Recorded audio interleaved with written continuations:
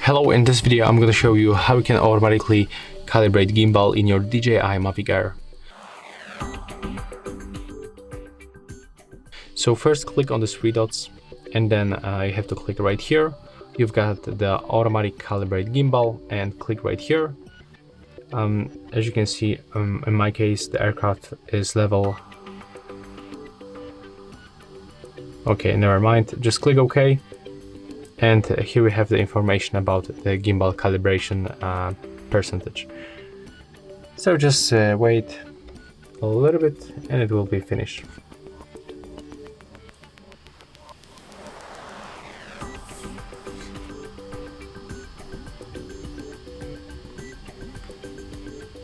Okay, so that's it. Hope you like it.